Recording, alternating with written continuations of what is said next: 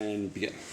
So my name is Amit Pal and I'm the managing editor of the Progressive magazine based in Madison, Wisconsin for the past 103 years.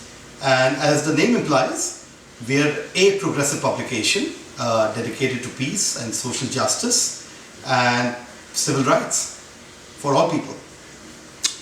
Do you reflect the values of the Democratic Party? Are you right, center, or left of the Democratic Party, would you say? Well, Tim, we aren't aligned with any political party per se. In fact, we're a non-profit and we don't endorse in any race. But to be honest, we'd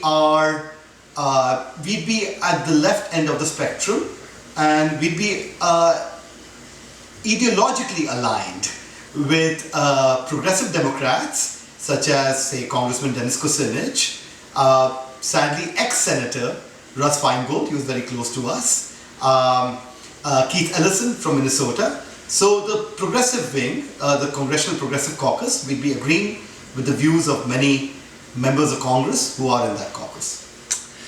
As you analyze America, what do you think in simplistic terms are the three biggest problems with our society as they relate to either political or economic systemic issues that you think need to be addressed, in your opinion? Well, I think the first one is the stranglehold domestically, the stranglehold of the financial sector on the system, and the fact that both parties are so supine and so craven when it comes to challenging that chokehold. And this can be seen by the fact that the Obama administration has and had as its leading economic policy makers Tim Geithner and Lawrence Summers, and both of them were so deferential to Wall Street and the financial sector that they were loath to challenge it, and the result is this economic mess that we have today. Foreign policy wise, I think the military-industrial complex, and that is a good part of the reason that the United States is almost always at war in some corner of the world or the other. Of course, the Bush administration made that worse, that tendency much worse, but I think that's been a perennial problem, and I think that's a result of the enormous power that the Pentagon has over foreign policy making. And the third, of course, is something that we are grappling with right now, the immigration issue and how to rationally deal with that. And I think both the Republican and the Democrat parties are at a loss as to how to deal with that in a rational and just manner. Your magazine's title is derived from a party that once existed and now doesn't, that tried to be a third party. I'm a libertarian, which is the third largest party in America, but it's having trouble, getting into the mainstream. Do you think there is an importance or something that's very crucial about having at least a third, if not 4, 5, 6 parties in America? Or do you think that's a side issue, the idea of a third party to break the logjam? Oh, Tim, that's not at all a side issue for us. Since the genesis of the Progressive was in a third party, we have been championing third parties forever. In fact, the closest we came to endorsing somebody was Ralph Nader in 2000, although we didn't formally endorse him. We cover third party again and again. We feel that they are a crucial challenge to the system. In fact, in the coming issue, we are profiling the Green Party presidential candidate, Jill Stein. And we have felt that they've always had a positive effect on the system. Much of the New Deal actually came from Norman Thomas's Socialist Party back in the 1920s and the 30s, for example. Ross Perot, no matter what you think of him, actually brought the deficit, for example, onto the agenda in a way it hadn't been so before. So, no, we really feel that third parties are an extremely important part of the system, and it's too bad that the way the system is set up, that it's almost impossible for third parties to break into the system and to mount an effective challenge. And of course, that can be seen from the fact that the last time third party was able to break through and become a mainstream party was the Whigs disappearing and the Whigs disappearing and the Republicans appearing back in, of course, in the 1860s.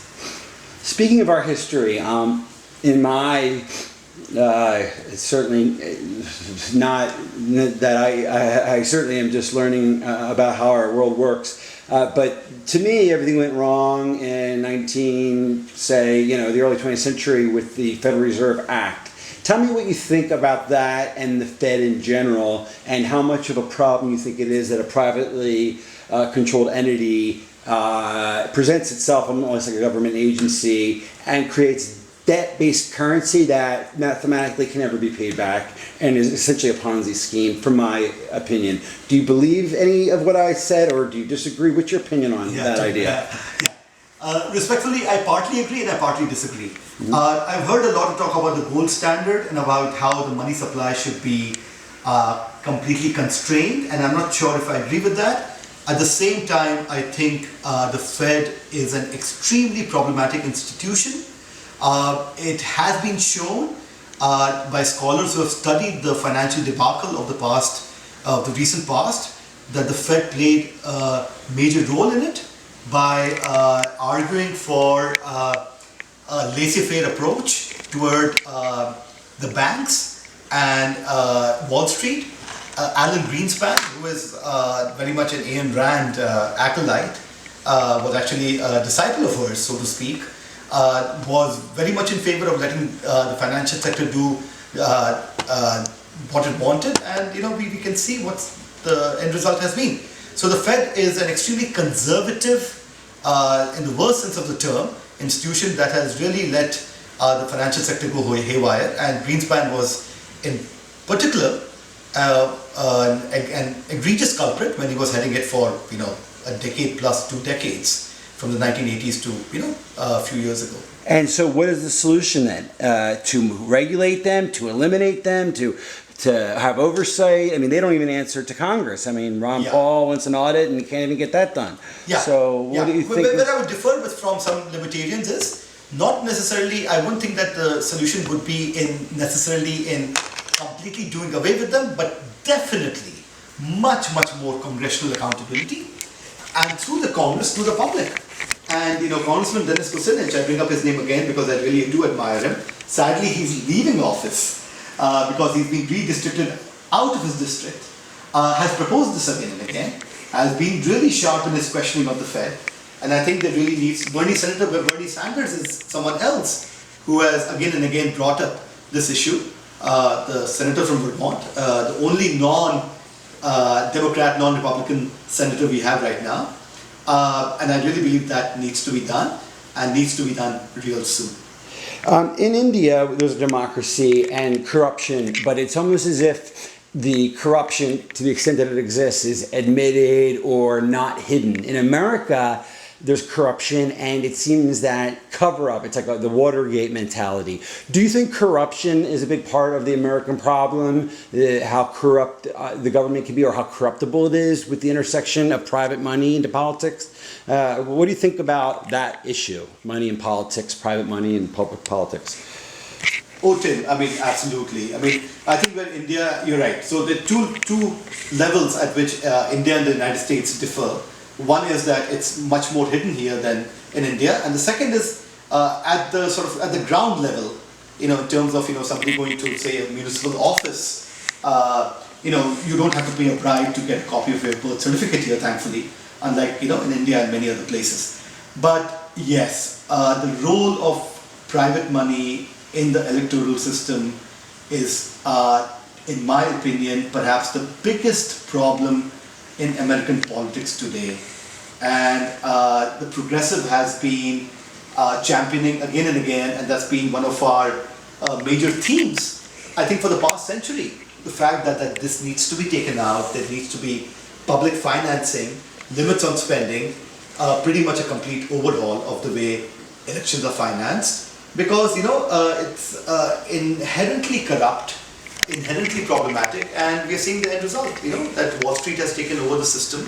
Not one single Wall Street exec has gone to jail for the subprime scandal. People who have gone to jail for insider trading and fraud, like Bernie Madoff, etc. But the bigwigs at JP Morgan, Goldman Sachs, all those places, not a single person has gone to jail. And I believe part of it is because they control the system through their campaign donations to both the Republicans and the Democrats. Why do you think it is that Americans are so apathetic in terms of these problems? There's no revolution. There's the Occupy movement was actually, to me, a very good sign of things coming, and then it died off. What did you think of the Occupy movement, and what do you think about America's apathy towards changing these things? Well, the Occupy movement was great, and we wholeheartedly supported it. It brought to the American consciousness a number of issues which were otherwise hidden, ranging from Wall Street's control of the system to inequality. And you're right, unfortunately, it's petered out because there wasn't electoral response to their demands, and that shows you to the extent that they control the system. As to why more Americans didn't join in, I think the Republicans and the mainstream media have muddled the debate with the result that there's confusion among a lot of people as to what happened, why it happened. A lot of people, for example, believe that it was too much government interference. Excuse me. Want to get some water? You want some water? No, I'm fine. Okay. Too much government interference, for example, that it was perhaps democratic, as in sort of a capital D interference that caused this sort of subprime scandal, while it was essentially the government deregulating, allowing commodities sort of trading, allowing the Glass-Steagall Act to expire. All of that sort of combined led to this, but in the minds, as I said, of ordinary Joe Sixpack, that's not clearly the case, because the Republicans and the media have both managed to muddle the issue. And that's a good point. The media is obviously something that we have a